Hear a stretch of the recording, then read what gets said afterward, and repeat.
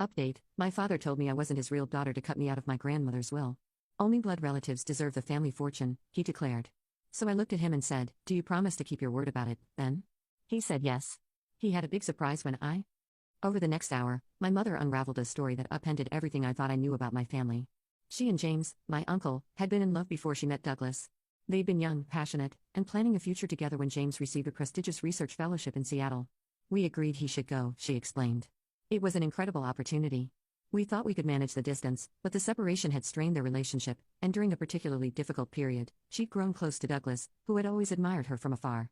A moment of vulnerability led to a brief relationship, when she ended when she realized her heart still belonged to James. When I discovered I was pregnant, I was certain it was James's child.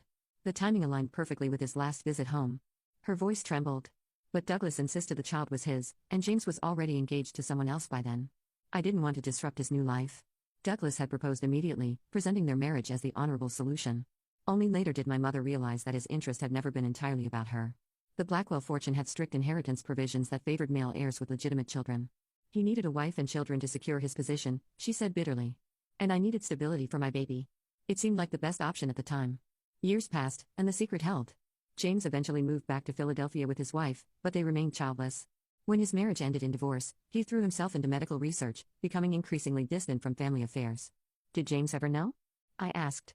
No, my mother whispered. I couldn't bear to disrupt his life again. And as the years passed, it seemed crueler to reveal the truth. The revelation left me reeling. Every memory of childhood now required re-examination. My father's coldness, Uncle James's warmth during his rare visits, grandmother Eleanor's special attention to me. Why is Douglas revealing this now? I finally asked. My mother's expression hardened. Your grandmother's will. He's always been obsessed with the Blackwell fortune, and now he's worried Eleanor might have left you a significant portion. He needs to discredit your claim. But if I'm not a blood Blackwell, that's just it. She interrupted, you are a Blackwell by blood, just not Douglas's child. You're James's daughter, which makes you Eleanor's granddaughter by blood, regardless. The irony was almost too perfect. My father's attempt to cut me out of the inheritance by denying our biological connection might actually strengthen my claim through a different branch of the family tree. What do I do now?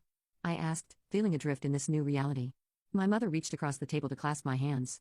That depends on what you want, Jennifer: justice, acknowledgement, or simply your fair share of what Eleanor intended for you. I didn't have an answer yet. The betrayal was too fresh, the implications too vast to process in a single conversation. But as we left the cafe, one certainty crystallized in my mind: I would not allow Douglas Blackwell to rewrite my history for his financial gain. The question was how to prove my true parentage before the will reading and whether that truth would help or harm my position in the complex web of Blackwell inheritance rules. The next morning, I drove to Uncle James's apartment, my heart hammering against my ribs.